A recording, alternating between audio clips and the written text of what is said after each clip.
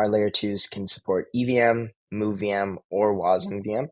This module, which lives in the Cosmos SDK part, works with any of those VMs by default, which means as soon as you launch your app chain, you have IBC, you have CCTP, you also have full layer 0 support. So you can essentially onboard from any chain, anywhere, just from day one. We're just trying to figure out ways to create alignment within the ecosystem. We're really trying to make modular monolithic again, to a sense, like putting all these different pieces back together in a way that's cohesive for everyone. The Polygon Community Grants Program was launched with 1 billion tokens, all for Polygon builders. Season 1 is live right now and features 35 million in Matic to support the next generation of Polygon projects. Builders on Polygon, these grants are for you. Join the aggregated future today by applying at polygon.technology/grants. Nothing said on 0x Research is a recommendation to buy or sell securities or tokens. This podcast is for informational purposes only, and any views expressed by anyone on the show are solely our opinions, not financial advice. Boccaccio, Ryan, and our guests may hold positions in the companies, funds, or projects discussed. What's up, guys? Welcome back to another episode of 0x Research. Today I'm joined by Stan and Zon from Initia. Thanks for coming on, guys. Thanks for having us. Before we get started, do you want to tell us a little bit about what you're building over at Initia? Sure thing. So my name's Zon. I'm one of the co-founders of Initia. Essentially, Initia is a network for interwoven rollups. And what that means is we are holistically trying to rebuild how multi-chain networks should look, feel, and operate along the architecture stack, the product stack, as well as the economic stacks that bring these things together.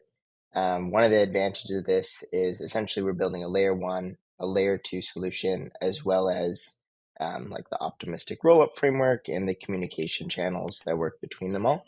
And so we have the benefit of seeing the rise of things like the Cosmos ecosystem, the way that rollups has developed on Ethereum, and then essentially building a solution that takes all those pieces into play and builds what we think the long-term solution should be for a multi-chain world.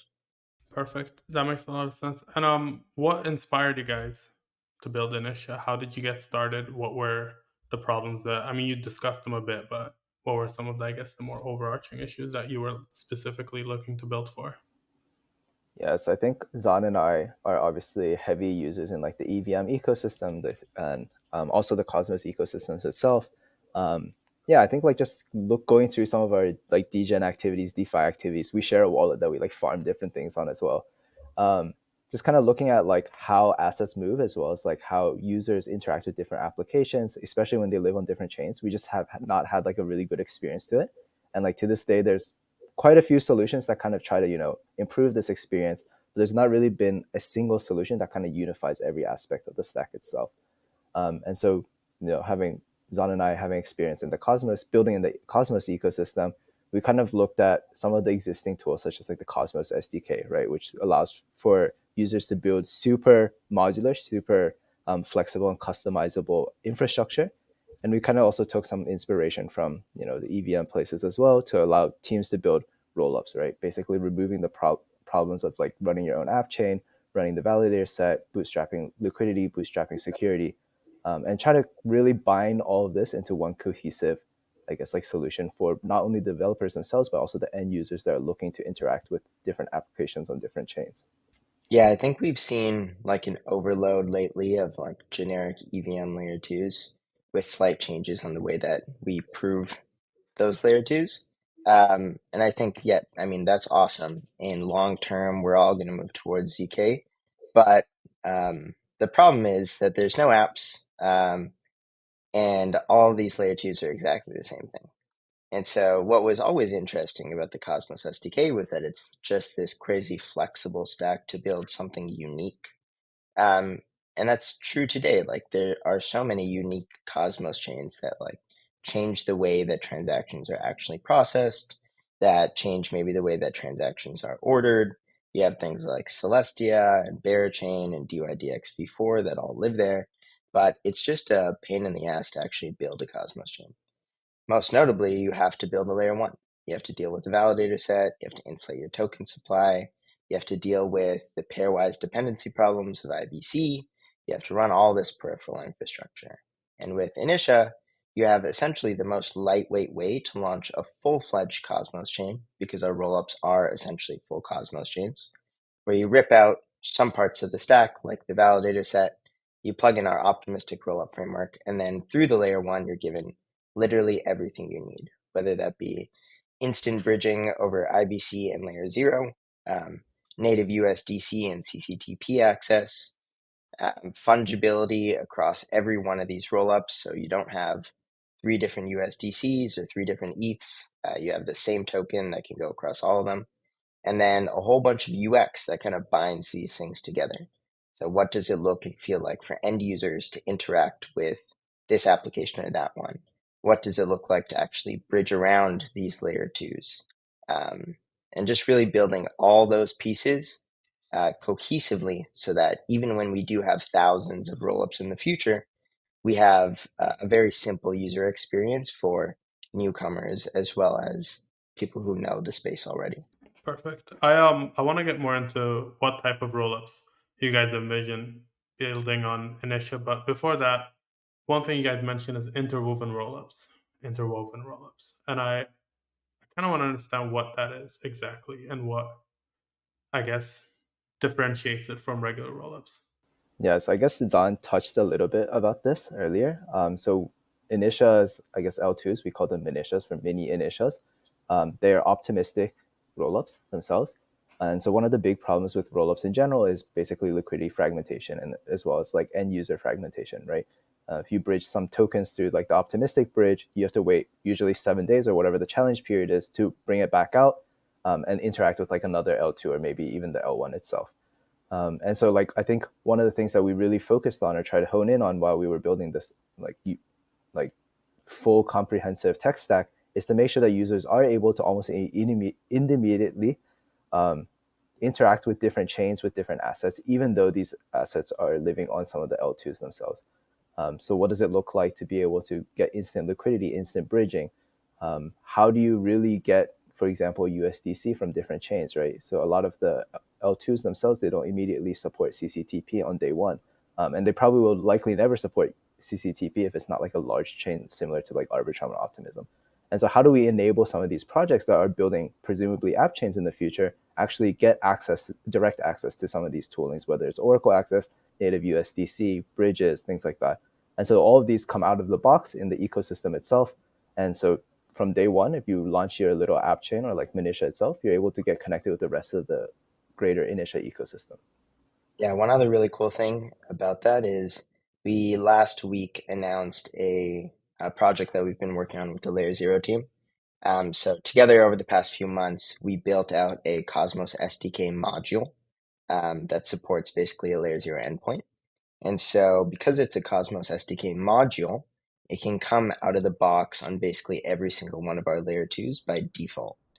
And since on Initia, our Layer 2s can support EVM, MoveVM, or WASM-VM, this module, which lives in the Cosmos SDK part, works with any of those VMs by default, which means as soon as you launch your app chain, you have IBC, you have CCTP, you also have full Layer 0 support. So you can essentially onboard from any chain, anywhere, just from day one. And I think Interwoven also speaks a lot about the ecosystem that we're building. So when you launch a rollup on Ethereum, generally I think that you are fighting for yourself. It's like one versus all. And you have to do a lot of work when it comes to like integrations, other people to work with, like partners to have. But in my opinion, when you build a rollup on Initia, the ecosystem is very tightly coupled in the sense that there are plenty of applications and teams that just want to work with each other, that want to help each other win.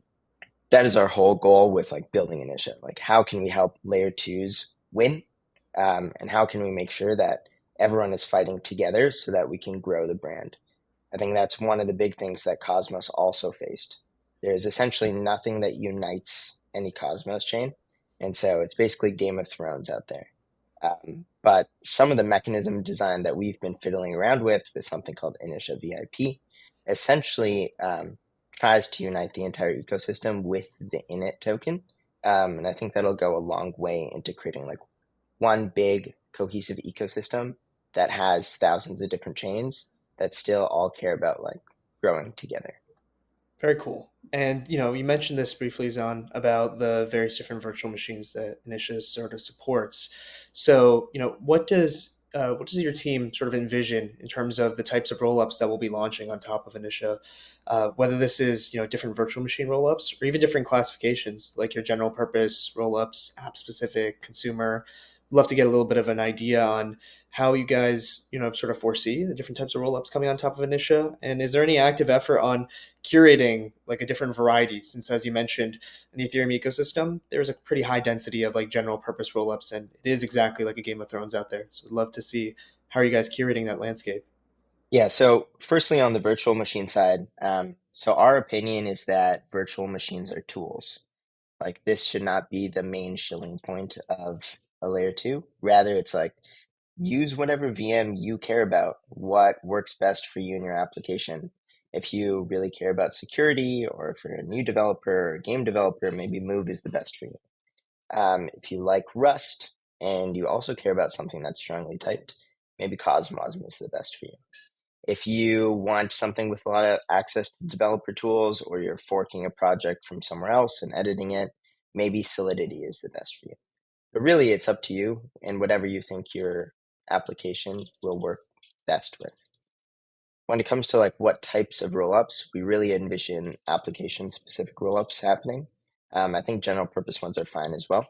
But application-specific rollups can take advantage of the Cosmos SDK underneath to really change the way that their app chain behaves to advance like the user experience as well as just the technical experience of that rollup. Like you look at DYDX or any of the other Cosmos chains like Osmosis or some of the lending markets, like there's been a lot of tweaks to how the transactions are processed or the ways that transactions are ordered. It's a lot more unique than being able to just change the way that your gas token is used.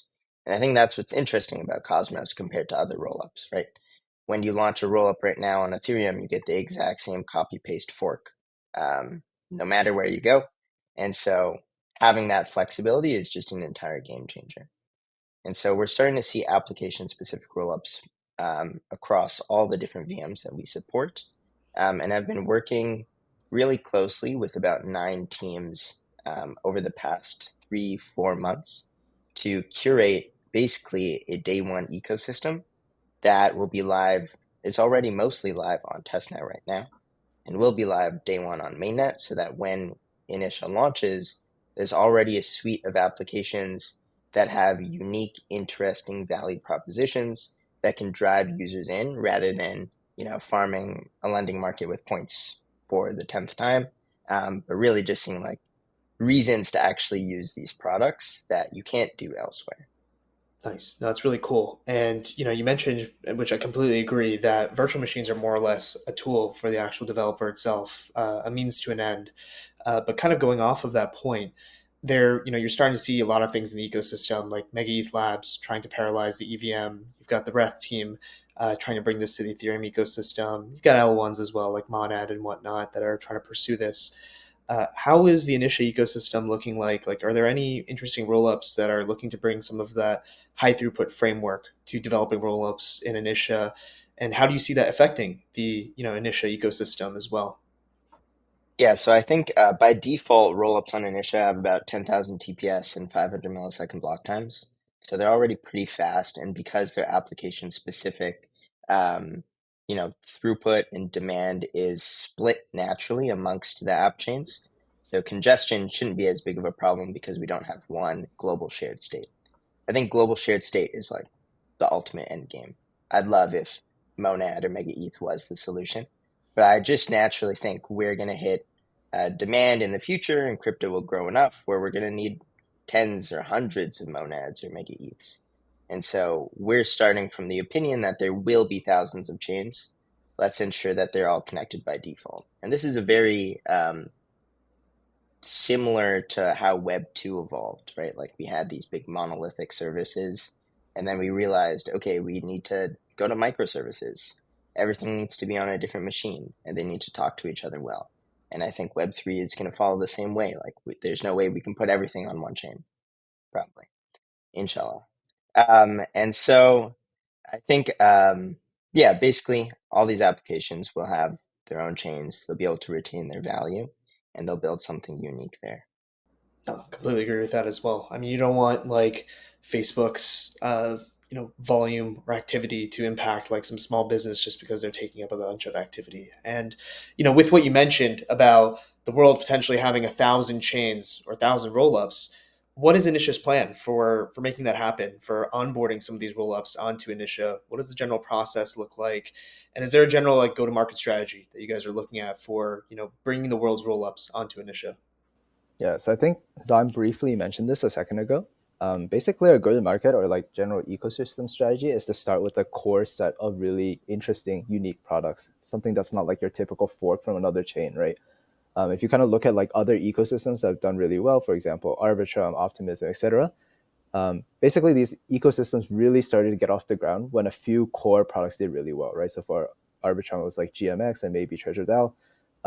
For Optimism, it was Velodrome as well as Synthetics. For other chains, it's usually one or two types of projects, right? So we kind of envision a similar type of, I guess, like ecosystem strategy. We want to make sure that these initial, let's say, a group of 9 initial projects kind of sets the cornerstone or like the pillars of the ecosystems themselves, and then you have a bunch of teams combining these types of protocols themselves, or building something on top of these protocols. So that's how we kind of initially imagine, I guess, like growing the early ecosystem itself. And then as we start to shift into, where we're a little bit larger, where there's quite a few more projects, where it's like, for example, not humanly possible for us to talk with every individual team, right? And that's kind of the world we kind of imagine. We kind of expect some of these initial teams to basically work very closely, right? So if you're like a payments team or, doing something related to cards or like consumer type applications, maybe you talk to one of the existing teams that are already building something there. And so we do have a team that's, for example, focusing on building like consumer products as well as like a payment processor type of militia as well. Yeah, if you look at some of the launches of recent L1s, not the ones that Stan mentioned, you'll see quite a few fumbles, actually. And I think that's because two things. One is saying that you have like thousands of applications or like hundreds of applications that are ready to deploy, and then mainnet comes along and you get maybe 15 Uni v2 forks and nothing else. And that's just fumble number one, because when users come to bridge in, there's really nothing to do. And I think a second fumble that we've seen a lot is cannibalization of early builders and the early ecosystem. So bringing in external teams that have kind of a household name within DeFi, like Pancake or SushiSwap, and then having them basically eat TVL away from native applications, and have early users farm these tokens like Sushi that really don't have a lot of upside potential left. I think it's really important to have early ecosystem users get exposure to applications and native things that are being built in the ecosystem to have the opportunity for those wealth effects to exist.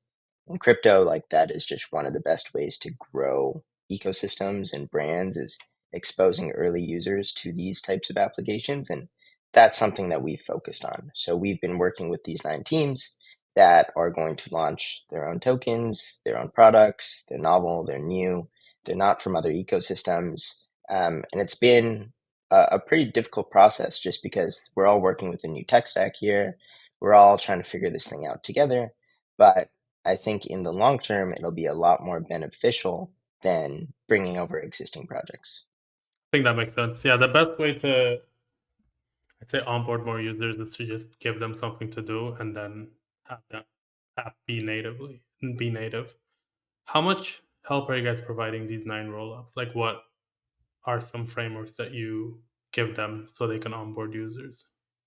So there's quite a few things that we do. I'd say we do all sorts of things when it comes to the tech side. So spinning up the rollup, like working with them when it comes to building contracts, figuring out ways to change the Cosmos SDK clients, front end help, design help. We give a lot of UX tools as well. So like our Block Explorer comes out of the box for all of these rollups. The way that you connect to any EVM wallet, Cosmos wallet, in-app wallets, that's all something that we provide. like the bridge interfaces to move around all these rollups, we also provide those. And then also when it comes to like go to market, how should we frame this project? How should we orient it? How do we do the comms for them? How should all of this stuff kind of come to light?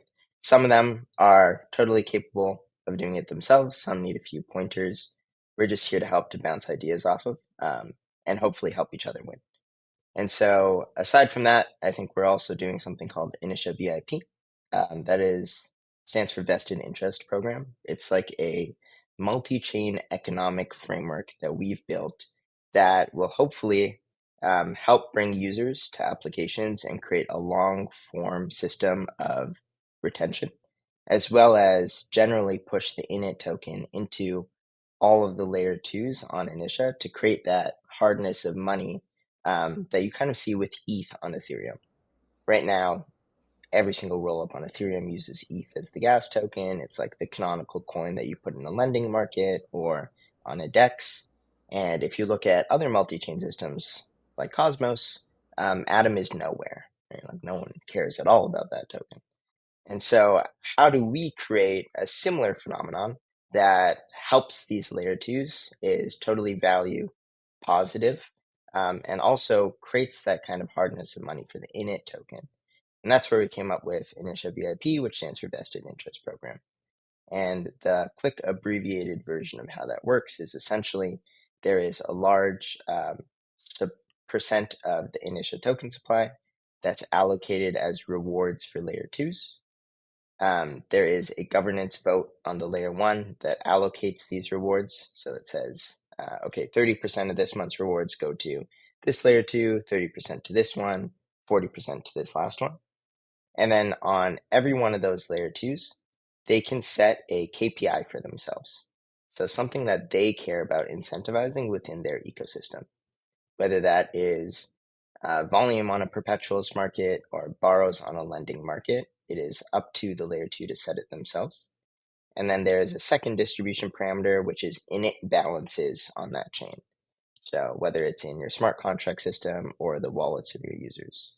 And the initial layer 1 essentially distributes init tokens to users of your layer 2 based on those two parameters, the KPI as well as init balances, and does so through a special vesting system through escrowed init that essentially requires users to maintain their usage or engagement on the layer 2 over time to unlock those rewards. And so we do this as basically like a programmatic grant system, but also as a long-term way to encourage engagement, just using the applications that you would use already, but also earning these additional rewards and creating new use cases for the init token across all the layer 2s. We're in the business of building block space here, so we can't be relying on init for gas to do anything. I think burning tokens typically doesn't work when it comes to like actually creating strong deflationary effects. And so use cases is one of the most interesting things that we can try and essentially force into the ecosystem. No, it makes a lot of sense. And you see different ecosystems that have this, like with Solana, Sol's used obviously for meme coins. With Arbitrum, it's you have DeFi, you got pockets like Treasure DAO and whatnot, where you have like nice sinks there. Avalanche, it's enterprise and gaming. So with Initia, for example, and using the init token, what are some standout use cases that you've seen? Like you gave some of the examples on of like how other ecosystems are doing, but like how are some of the initial rollups creating those very like specific ways that the init token can be utilized for example, are you guys seeing like, hey, payments are going to be really big on Initia because of all of the high throughput?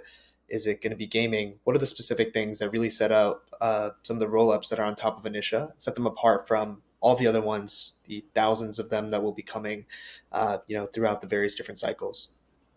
Yeah, so I think as a product category in itself, DeFi or like financial related products is always the biggest, right? We're in like a very financial type of product, financial world.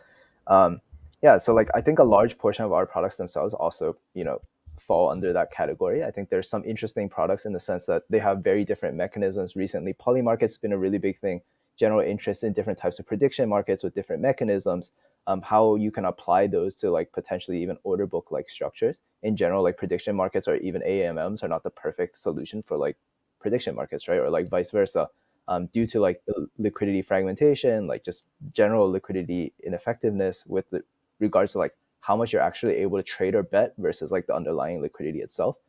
So we have a team that's called Contro, that is building something that they call a glob, which is a gradual limit order book, kind of slows down time, kind of also prevents like front running as well as just like general liquidity sniping of users who are providing liquidity, and kind of allows users to make a market on a specific item they're interested about, whether or not, you know, a presidential candidate will drop out of a debate or like some sports betting or whatever it is.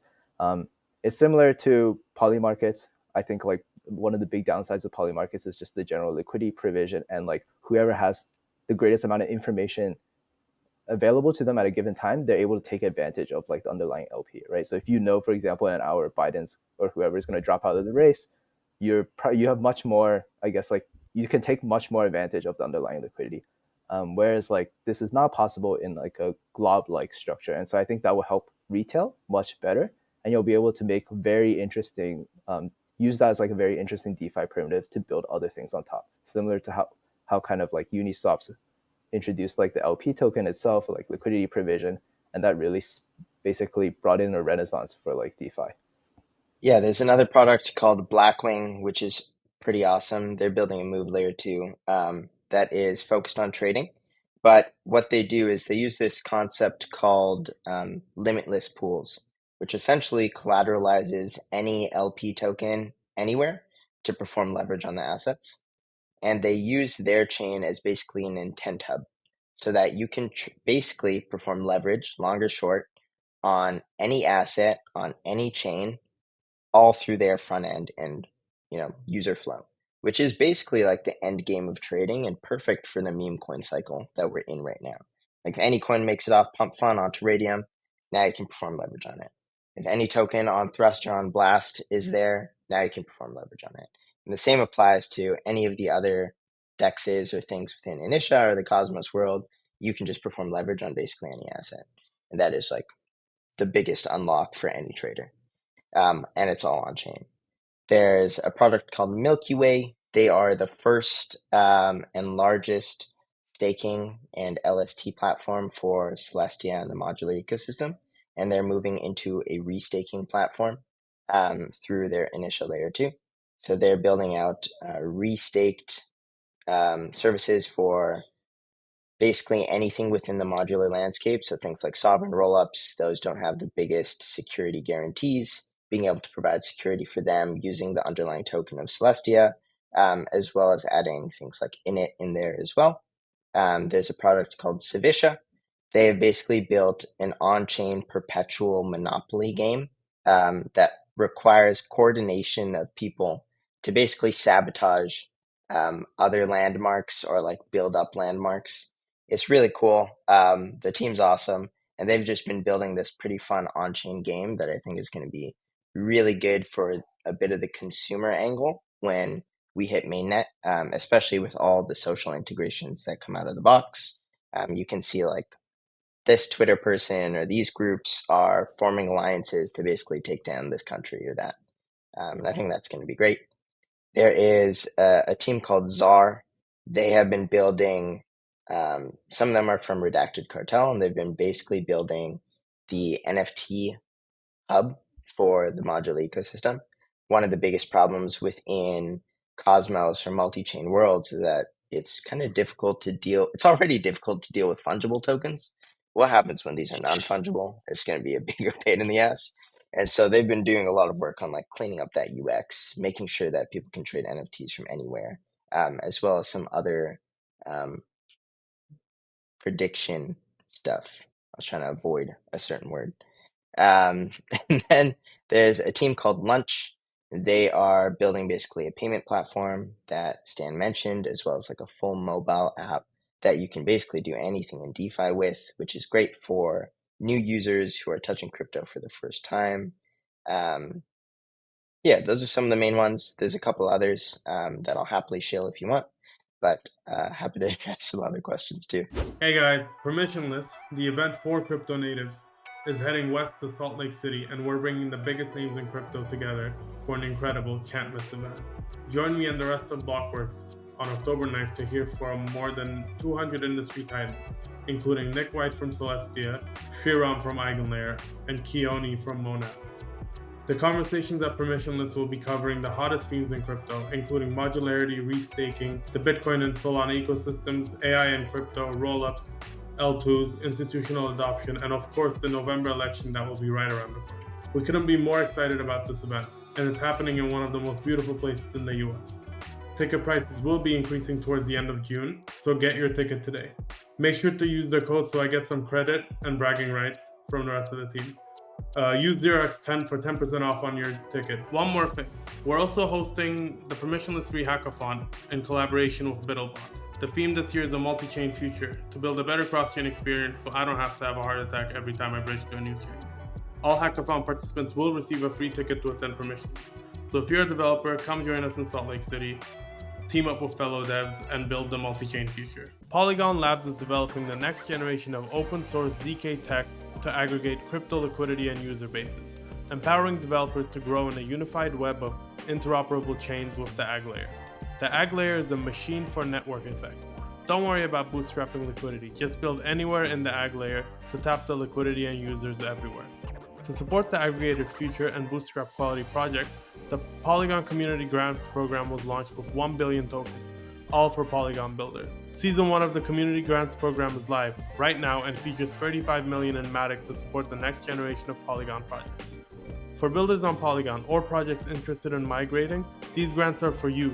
Join the aggregated future and feel empowered to grow in an infinite web of unified, interoperable chains. Apply today at polygon.technology/grants. I want to go back to the VIP. How do you keep, I guess, layer 2s honest if they set their own KPIs? How are you guys approaching that? Yeah, so basically the layer 2s every epoch or like every voting period, they submit like a criteria on chain. And so this comes in the form of a proxy contract that they submit on the L1. Everybody is able to view this. It's completely transparent. And so if you deem like, this proxy contract to be not consistent with like the KPIs that they actually set, anybody is able to actually challenge this proxy contract or challenge this input. And then it gets thrown over to basically L1 governance, decide whether or not this is the correct calculation. If it isn't, then the new person submits like the new version and actually for the VIP. If it is correct, then it proceeds onto basically the voting period / reward distribution period. Perfect, that makes sense. Zon, one thing you mentioned was making init money-like. I think that's like the goal for all modular ecosystems. And you also kind of talked about what you don't want to be like, which is the Cosmos Hub, which makes a lot of sense, and what you do want to be like, which is ETH. I know we already kind of discussed this and like you kind of ran over it, but I feel like this is the biggest topic if you're a modular, I guess I don't want to say provider, but provider. How did you guys exactly like start thinking about this? How did you approach it? What were some of the options that you considered before the VIP and before like everything else that you guys designed? Are there any like very clear trade-offs that you, I guess, went through? Yeah, so I guess like we do want to be the Cosmos Hub in some sense. I think like the original vision, I think the implementation was Whoa, crazy. I think the initial like vision to have like this hub that connects all these chains together, these different products together, is like a very interesting vision, and I think it's like an ideal vision. I think what was bad is it introduced more fragmentation than like the amount of connectivity that it was supposed to actually bring into the space itself, right? Like everybody kind of wants to live in their own little island, fight for their own liquidity, like we don't like you, etc. There's like a lot of politics involved. And so that basically kind of ruined that vision itself, or like the implementation of it. And if you look in modular ecosystem itself, like the whole idea of modularism is like split everything like across the tech stack, right? Whether it's like horizontally or vertically. That just makes things like 100 times more complicated than it was before when you just had a bunch of chains, right? Because now not only are you just splitting different products by chains, you're also splitting like the underlying infrastructure stack itself. And so we kind of thought about it like, I think it's very good to split these different types of different parts of the tech stack itself and kind of like optimize each individual section separately and have teams that are best at doing, for example, data availability, execution, etc. The biggest problem is now you have these disjoint parts. So how can we really connect these parts together? And that's kind of where it started with the tech stack itself.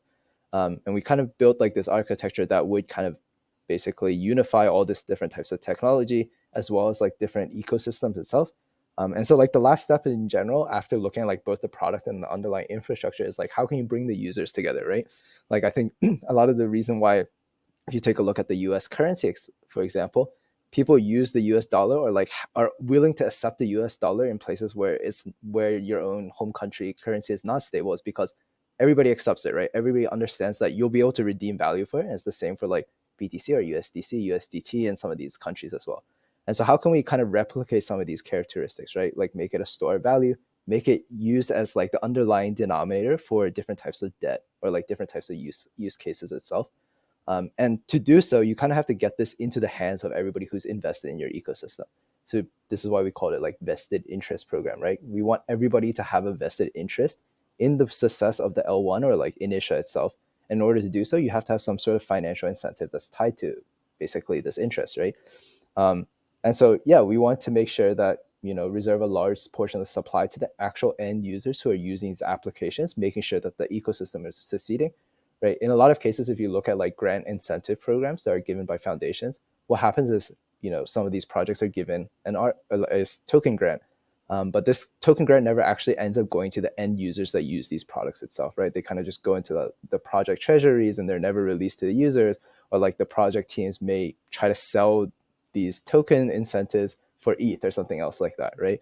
And so we want to cut out a lot of that middleman problem that comes with some of these inefficient grant processes. And so that's why we decided to build like an on-chain mechanism for a way to distribute grants or like a way to distribute incentives to not only the teams that are building these awesome products themselves, but also the users who are making sure that these products stay alive and have actual incentive to use them, even aside from the, monetary incentives that are given.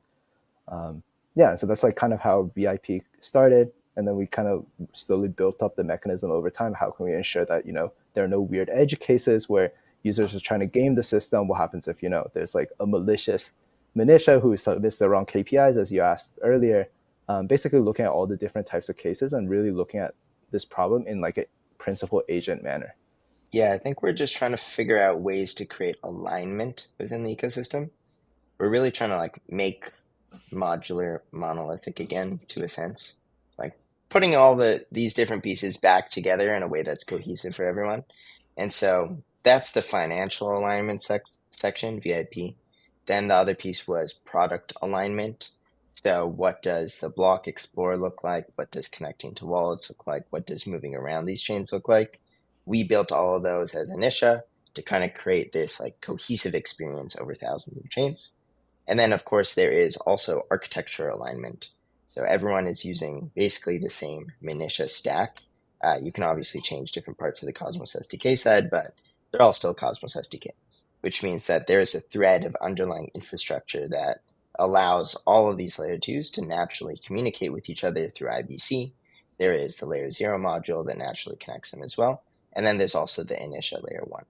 And we've also built something on the Initia layer 1 called Enshrined Liquidity. This is basically one of the ways that we remove this problem for layer 2s that are trying to make sure that they have access to liquidity.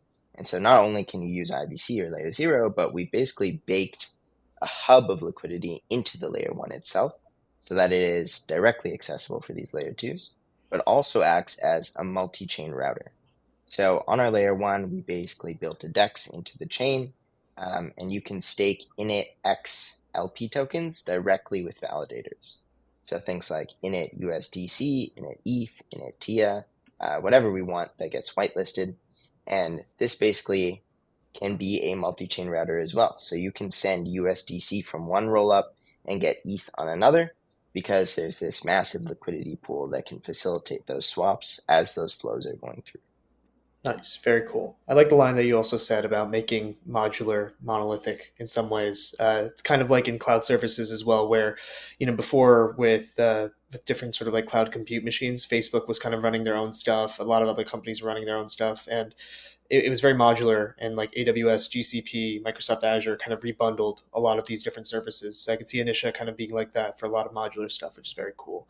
But going into the stack a little bit, from Initia's, I think Zan, you briefly touched on this, but there's already many different virtual machines that are supported, ranging from Cosmos, Wasm, Solidity, Move. Are there any plans to support more in the future? Like, of course, we're seeing a lot of meme coin trading activity on the Solana virtual machine. We see Eclipse coming to the Ethereum ecosystem. Uh, any ideas there on like expanding the sort of VM support that Nisha has? Yeah, so essentially any VM that works on top of Cosmos SDK we can support, because what's technically happening is that for all of these VMs and their tokens and their state, it's all being stored on the Cosmos side, and these VMs are kind of like execution environments, right? And so if you are sending a CW20 Cosmosm coin to a move fungible asset on a different initial rollup, they're actually turning into Cosmos coins, getting sent, and then turning back into whatever virtual machine coin it is. So theoretically, we could put whatever VM that works on Cosmos. At the moment, though, we're not seeing demand for other VMs. I think the SVM is very popular right now, but that's mostly because people like building on Solana. They like the ecosystem there, they like the users, they like the liquidity. I've never heard anyone say, I like the SVM specifically. Like the SVM, damn, that's a good language and framework to build with. I think it's more so, yeah, we just like Solana. So Right. if that demand shows up, I think we'll work towards adding it. Right now, I think we are seeing specific demand between Cosmosm, Solidity, and Move, and it's very tangible why. So if you think about Move, you only have two places to build, Aptos and Sui. I wouldn't say either of those are very Web3 aligned. And neither of them even have native USDC support yet. You also can't use MetaMask. Like, I don't think their target audience is the on-chain DeFi users. And so if you are building a product that wants to take advantage of the Move stack, you don't really have a home. And so by building your own stack and your own chain within Initia, you can do that, and you can onboard from anywhere, and you can use whatever wallet. The same goes for Cosmosm. Basically, anyone that builds in Cosmos kind of wants to build their own chain, but it's still difficult to do so. Now here's the most lightweight way to do it. And then Solidity, we've seen people build EVM L2s for the past 3 years. But now here's a way to do it while staying connected to everything and being able to have more flexibility than ever before. I also think that's kind of like why we really gave a lot of thought to the architecture itself, and like it's like completely modularized, or like in some sense plug and play, right? Like if in the future we kind of see demand for SVM or a whole new type of VM, like we can also always replace it, right? Or like add on that as an extra optionality for user developers who do want to build in that VM. In the same vein, like right now, I think the majority of liquidity probably lies on optimistic rollups, right? If we suddenly see a much more advanced version of like a ZK rollup, and there seems to be a lot of interest and a lot of demand by both not only developers and users, we can always implement that into our architecture. So I think like one of the things that we really try to consider for is not to necessarily support everything at once. We kind of want to build an architecture that is future-proof in some sense. You can kind of fit in the things that are needed when it is needed at the right time. It's also one of the main reasons we focus so much on like the product and economic pieces as well. Like the point of those and good product and good ecosystems is to hide the architecture. No one actually cares about the infrastructure. We just want shit to work. And so as long as we can add new stuff, change that around, the product stays the same, no users are affected, like these economic frameworks are well thought out, I think we're in an awesome place for the next 5-10 years. 100%. Yeah, we just need more apps. But kind of follow up to Stan. You briefly mentioned sort of ZK rollups. So I know that Minitias are optimistic. Are there any plans to support ZK rollups going forward? Obviously, Polygon, they're sort of with their AggLayer, they're really trying to hammer home that they want Polygon CDKs to be utilizing ZK proofs. ZK Sync as well with their hyperchains. They really want to go down that path as well. So kind of curious on how you guys are thinking about that as well, if there are any plans there. Yeah, I think it's similar to supporting like the SVM itself. We can always do it when the time comes when there's a sufficient demand by not only the users and developers itself. we're not like a very strong like a team that does ZK research, for example, right? That's like not our main core competency or strength. So yeah, like when there's demand and when it's at a stage where we think it's like sufficiently usable in some sense, whatever level of ZK that is, then we will be able to incorporate it into our system, or we will look into exploring incorporating it into the underlying tech stack. Our goal was just get this thing production ready and out as soon as possible. And so optimistic rollups have just been studied. They work. Everything is good with them. Let's use that, and then we can always put in ZK in the future once it's ready. 100%. That makes sense. Most of the L2 activity anyways to date are on like optimistic based rollups as well. So that makes a lot of sense. I know that you guys for like DA layers primarily are supporting Celestia. Feels like there's a new DA layer popping up, every week. Besides excluding EigenDA, you've got like Nuffle Labs, which is like popping out near DA. You've got like people rumoring that other major L1s will start to just roll out their own, base layer as a DA solution as well. So is there any plan that, as this DA landscape becomes more and more broader, is there any plan to support other DA layers besides Celestia? Or is it kind of the same question where, like, if the demand is there, if somebody asks, sure, but if there's no demand, then no need? You guys didn't know about InitiaDA? I'm joking. Basically, I think DA as like, it's pretty fungible, right? Like all these DA layers, they do a good job at what they're supposed to do. I'd say the main reason to pick one DA layer over another is like, have they done an airdrop yet or not? And so our opinion more so is like, we are trying to build this system that works, right? And so we don't care for choice overload existing. Like, we're not going to have 10 bridge providers. We're not going to have 10 Oracle services. We're not going to have 5 different DA layers. We're going to pick one, hopefully the best one, integrate them very well and deeply into the tech stack, and then that's it. Like, we don't have to deal with it again. So at the moment, we just use Celestia for DA. We just have a system for oracles where our validators post fresh prices every single block. We just use Layer 0 and IBC for messaging, and that is the current game plan, right? We just want something that's well integrated, that works, that binds all these pieces back together, and then some of those choices that I think are relatively redundant just don't need to be made. People can just focus on building their app instead of choosing between this, and that. Yeah, I think like already in a modular ecosystem, everything's super complex, right? Like not just even using the chains itself, but like the underlying technology. So like sometimes when there's too much choice, like choice overload, it really like hampers the UX, not only for developers, but also end users. So we just kind of make very decisive pointed choices. If those happen to be wrong, like we're always open to like considering like using different types of technology, etc. But for now, as Zan kind of mentioned, largely a lot of these are like fungible in some sense. So we don't really see the need to potentially switch to a different service or another provider. That makes sense. You guys mentioned this a bit back, but I kind of want to dive a bit more into it. The Enshrined Liquidity and the InitiaDEX. Why did you guys decide to go with this approach? And what are the, I guess, other designs that you considered? Because there's, I guess, 2 more that have done this, but I kind of want to understand like exactly what your approach is from your end. Yeah, so I think there's a few reasons. One is I think we're removing some of the low-hanging fruit. When ecosystems launch, you always have like AggDex, X lending market. They're not really doing anything interesting. So if we just do that, then hopefully people will build something else that is interesting. And they have been doing so, which we like.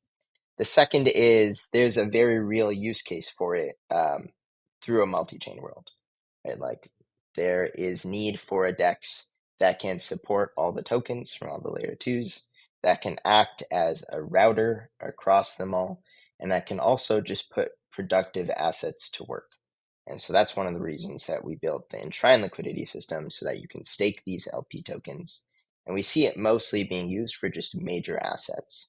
So things like ETH, USDC, USDT, any other major coins that we think will be useful across all the layer 2s. And yeah, just by enshrining that system, you've put productive assets to work, you've built a hub of liquidity that's accessible to every layer 2, and then you've basically connected all of them, because now you can send from one rollup and get another. You don't have to deal with the process of like, okay, let me first figure out which USDC token I need to send to this other layer 2. Now I find it out. Now I bridge to that layer 2. Now I can swap to the ETH that I need. It's all just kind of like one seamless multi-chain world. I think that's like a huge improvement over the current existing UX. And I think we've seen this idea of staking LP tokens for a while, actually. So Bearchain is obviously one of the most popular ones with proof of liquidity, but it actually started a long time ago with Balancer. Balancer, you could stake 80-20 BAL WETH pairs for governance power. And basically the idea was like, okay, that's a good way to get governance power, as well as derive some use case out of it. So let's implement that on the layer 1 level. I think a lot of it also falls down to capital efficiency. So if you kind of look at like POS staking systems, a lot of that state capital, while it's there for like economic security, it's not usable, right? You can't use it anywhere else. You can't really utilize basically the core asset of your ecosystem in other places where users may want to go in and out between different assets. And so we kind of thought about it, and this seemed to be like one of the a good solution to allow users to not only provide liquidity for supporting the chain as well as like bootstrapping the economic security of the chain, but also provide liquidity for other users who are trying to move between different types of L2 products. And so that really improves the underlying efficiency.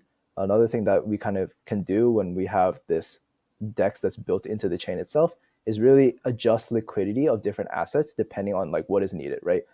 Maybe the ecosystem in some way forms around TIA as like one of the other major assets, right? So you probably want to incentivize a lot of the liquidity to go for TIA so that there's like a seamless experience when users are moving these assets across L2s. On the other hand, maybe USDC is like the second most popular asset across these different types of initiatives themselves. And so by having the DEX actually be built into the chain itself, we're able to use L1 governance to actually shift incentives, right? Like the staking incentives to liquidity providers who are providing across these liquidity pools. And so it's a little bit more flexible in the sense that we don't have to rely on some random like third-party token, like Sushi token or like a Uni token, like another separate token to be able to adjust the liquidity to the needs of the rest of the Initia ecosystem. Yeah, staking is already like a huge sink of a token supply for like every layer 1 ecosystem right now. Tying that into liquidity just makes a lot of sense because you're already distributing all these staking rewards. So might as well distribute them for something productive as well as security at the same time. I think it can also act as a very cool gas station, actually. So one of the things that we have on Initia is something called just-in-time gas. And that's basically if you're on a layer 2 that uses a different token for gas, in the same flow of like trying to send your transaction, if you don't have those tokens, we will automatically get you those tokens using your assets from anywhere else within the ecosystem. And the way we can do that is two things. One, Skip API, which is like a API system that sits over a lot of Cosmos SDK chains that allows you to say, I'm going from X token to Y token, and it'll figure out the correct path. And the second is the InitiaDEX, which can have init X token staked there or just sitting there. And so if there is, say, WIF in that DEX, and this layer 2 uses WIF, we can route USDC from any of the other rollups to buy some of that WIF to then use it as gas while you're making that transaction. And so we can really clean up this experience that was created by my frustration using Cosmos. Because right now on Cosmos, every chain uses a different token for gas.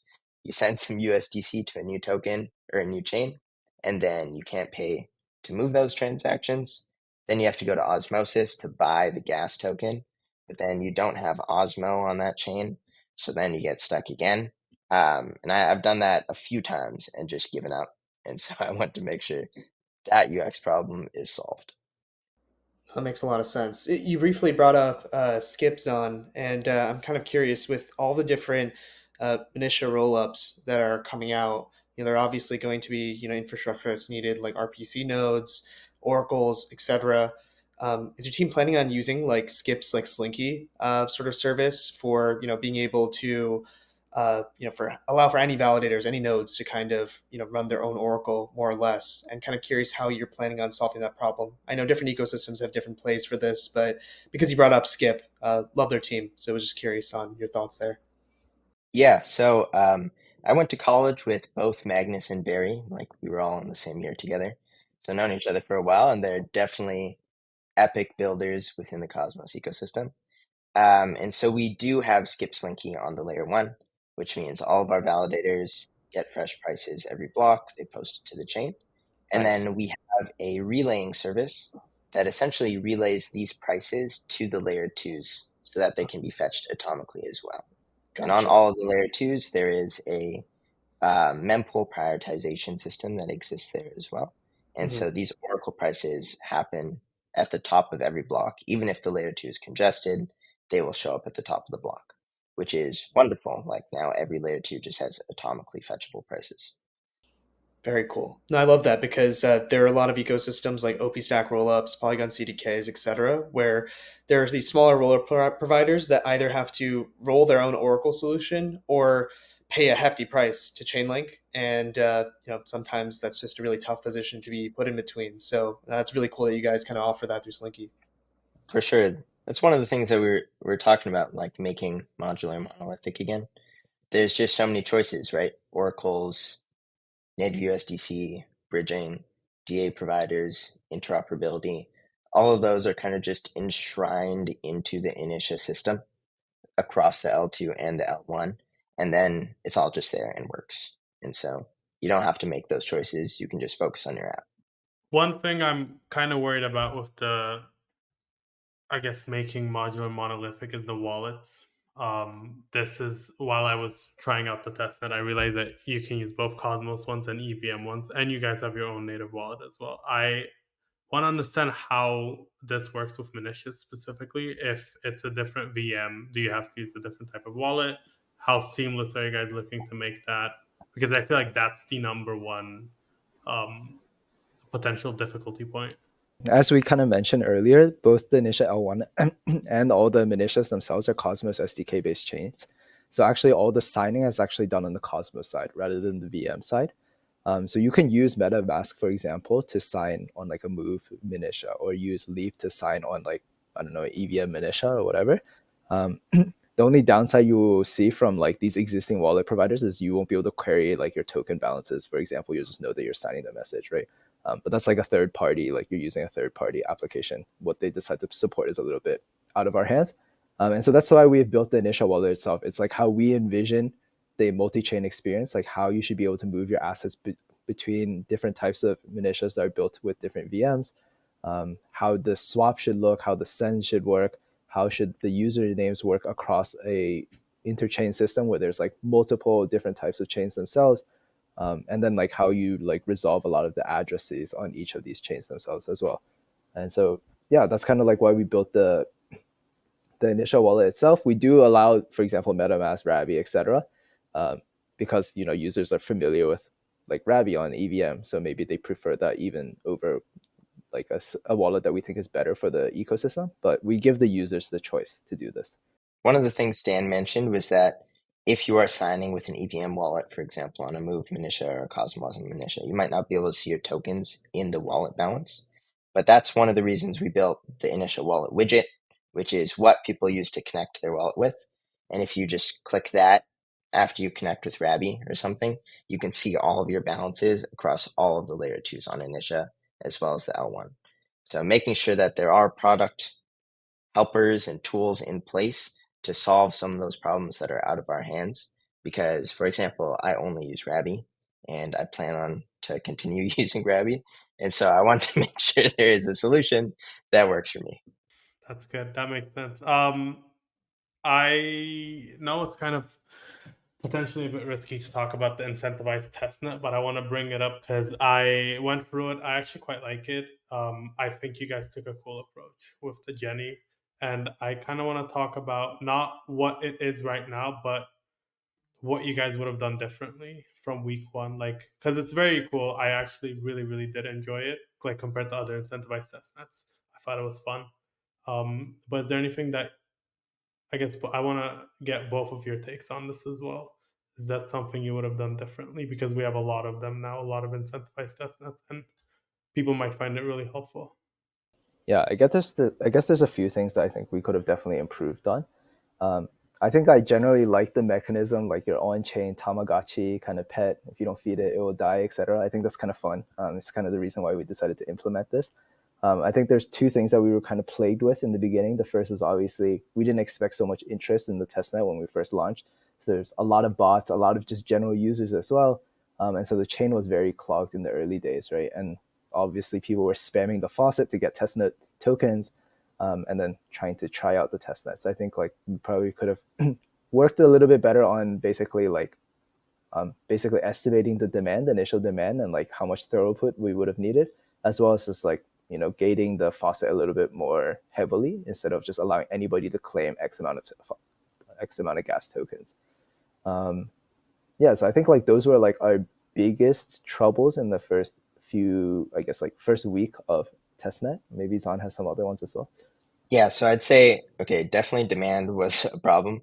There was 140,000 requests per second hitting our RPC nodes within the first few days. Like that was just existing, which is insane. That's so many requests per second. Everything broke.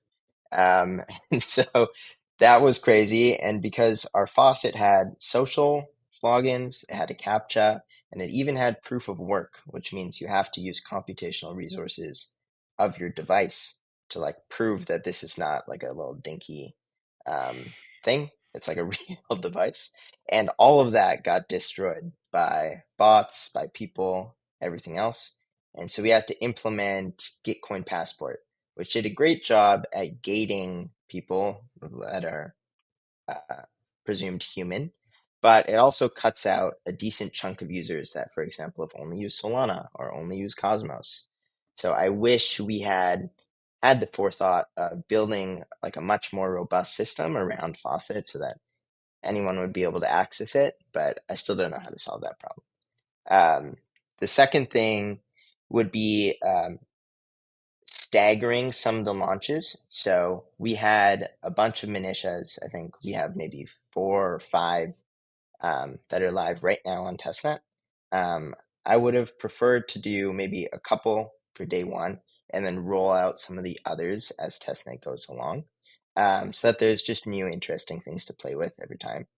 I think the program did a very good job at what we wanted, though, which was getting people in, trying out Initia, and then pushing them to use layer 2s and already explore them.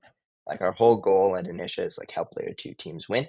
And so one of the first ways to do that is help these layer 2s test their applications, get feedback, get early users, and funnel all the users that came to farm our testnet into trying out those layer 2s is like the main goal that we had. And it worked. 140,000 requests per second is insane. I mean, you guys obviously, I mean, I don't even think you underestimated demand. I think it's just like you didn't expect, I guess, a bot swarm in the end. Did you guys end up upgrading it so that it can handle all of that, or did you only do Gitcoin passport fixes and then, I guess, side We fixes? made a lot of RPC updates. We switched to basically this thing that we call the Giga RPC with a team called Numetric. And that is much better at handling demand and throughput. Right now, the basic Cosmos SDK client has like all sorts of mutex locks, which means that like when you're dealing with a query, you can't do other things at the same time, which is insane. Like, I don't think the problem is that a lot of Cosmos chains just aren't used to their full extents. And once you have enough demand, everything breaks. And so we had to deal with a lot of those problems. And it also means that in the future, we know that there's so many things to fix. Also, one of the bigger problems was there was, I think, 40,000 people that ran validators on like toaster ovens, which means that in Comet BFT, right, it treats basically all nodes, whether they're active or inactive, as the same. And so traffic doesn't get directed just to the active nodes, which means if you have 95 or 99% of the network on these toaster ovens, that cannot handle the throughput of the chains or of the chain. When transactions get sent to them, they're just going to get lost, which created a big problem of like just transactions just getting dropped or lost because they weren't going to the real active validators. And so we had to create like a private validator ring and then a guardian node system around that. And that was like a major unlock.